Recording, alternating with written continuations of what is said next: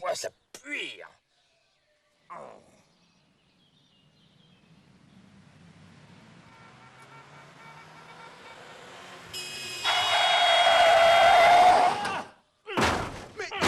Mais il est fou, dit.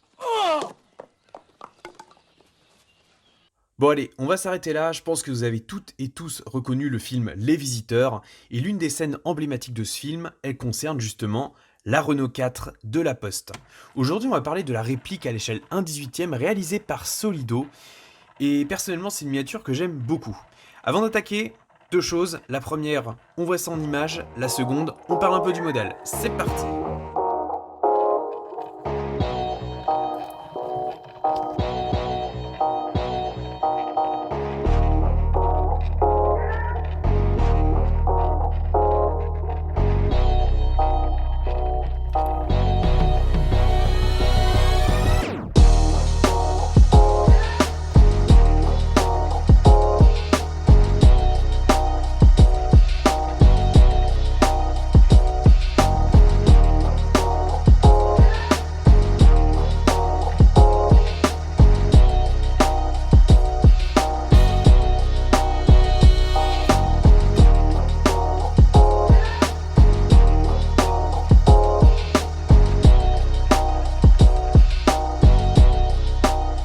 Allez, je vous récupère. En octobre 2019, Solido a sorti une réplique de la célèbre 4L La Poste à l'échelle 1/18. Donc c'est une version F4, c'est-à-dire une fourgonnette. Avant de parler de la miniature, on va revenir un petit peu sur l'histoire même de ce modèle. Déjà, la Renault 4 fourgonnette, elle est née en 1961, c'est-à-dire la même année que la 4L classique. À l'époque, elle n'était pas hyper connue, et j'ai une anecdote rigolote, c'est que initialement cette version-là, elle n'avait qu'un seul siège pour le conducteur, parce qu'elle avait vraiment une vocation utilitaire pure. Voilà, quand on achetait une 4L, c'était vraiment pas pour aller se promener à la campagne, c'était pour bosser et rien de plus. Maintenant, venons-en un petit peu plus spécifiquement à cette miniature, et on va faire des petites observations. Déjà, la première, elle va peut-être vous surprendre, mais elle concerne la partie arrière.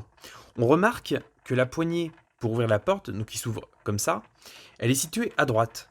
Mais si vous avez des besoins particuliers, vous pouviez tout à fait faire un trou de ce côté-là, placer la poignée là, et déplacer les charnières, parce qu'il y avait des trous qui étaient préfaits, ce qui fait que la porte pouvait s'ouvrir de ce côté-là.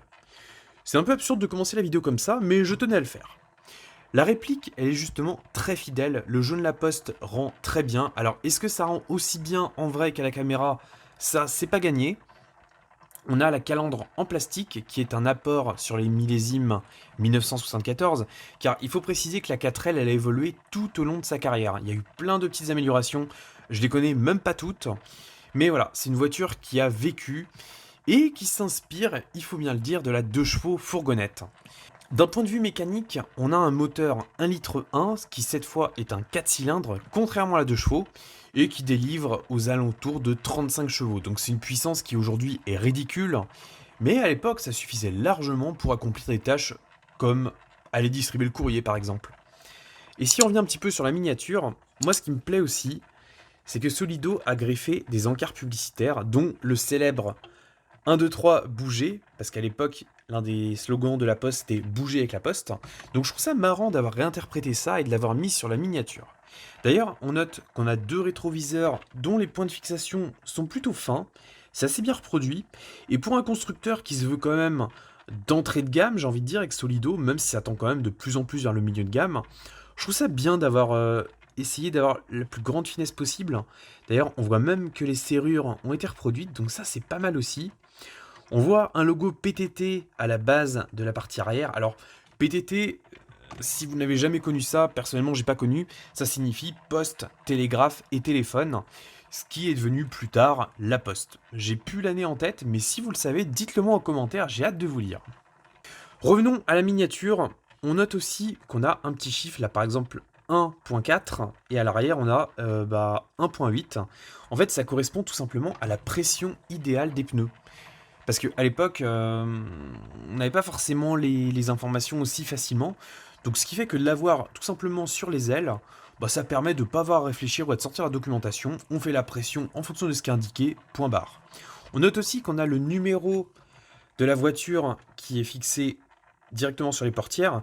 Alors, si je dis pas de bêtises, 75, ça correspond au département, et le code qui suit, ça doit correspondre plus précisément à une zone géographique dans laquelle officiait la 4L. Au niveau des ouvrants, on n'en a que 2.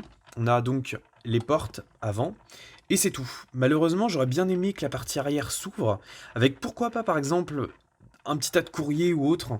Surtout que Solido apprécie quand même de plus en plus d'enrichir un petit peu ses miniatures.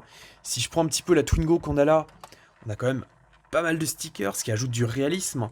Donc j'aurais aimé que Solido aille encore un peu plus loin, même s'il faut reconnaître quand même que c'est déjà une très belle pièce. La calandre, elle est donc en plastique, les optiques n'ont pas de point de fixation apparent, ce qui est d'ailleurs une très grosse avancée, parce que si vous vous rappelez la première 4L que je vous avais présentée sur la chaîne, la version jogging, elle avait une finition qui était quand même pas mal en retrait par rapport à celle-ci. Là, on voit qu'il y a vraiment eu des efforts de fait, ce qui fait qu'on a vraiment un bien meilleur rendu. Les jantes sont également plutôt réussies à mon sens, les trous sont assez fins, on voit également qu'on a des freins à tambour à l'avant comme à l'arrière, la direction est fonctionnelle.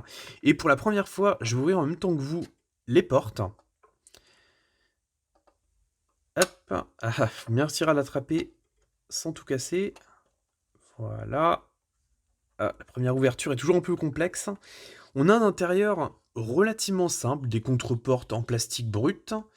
On n'a pas de ciel de toit, ça c'est assez rare sur les Solido actuels, j'espère que ça reviendra. Mais on a quand même les pare-soleil qui sont là, le troisième rétroviseur, qui est quand même utile parce que c'est tollé à l'arrière.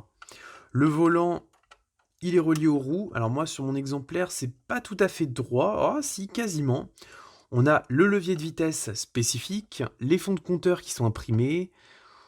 Non, c'est assez honnête dans l'ensemble. Alors comme d'habitude, je vais vous rajouter des photos sur la vidéo pour que vous puissiez mieux voir. Mais globalement, c'est plutôt une bonne découverte. Donc on a les 2 fauteuils, sachant que toutes les versions 4L fourgonnettes ne l'avaient pas, même les modèles plus récents comme ici, un modèle de 77. Les seules choses qui manquent à mon sens, c'est un peu plus de personnalisation encore sur la miniature. Et là, je pense qu'on aurait vraiment atteint le summum dans un ordre de prix de 40 €. Parce qu'il faut dire quand même ce qu'il en est, c'est difficilement battable. Sur ce, avant de vous laisser, je voulais vous montrer une chose. Cette partie-là, cette petite trappe qu'on voit là, elle a un nom très rigolo, ça s'appelle un girafon. Et théoriquement, ça s'ouvre pour pouvoir accueillir des chargements assez volumineux. Et ça aurait été vraiment sympa de l'avoir sur cette miniature-là. Dans tous les cas, j'espère que ça vous aura plu. N'hésitez pas à me dire en commentaire ce que vous pensez de la miniature et ce que vous aimeriez également voir sur la chaîne. On fera en sorte de présenter un maximum de miniatures dans les mois à venir. Je vous dis à très bientôt, soyez prudents sur la route, n'achetez pas trop de miniatures parce que ça revient cher mine de rien, et à très bientôt.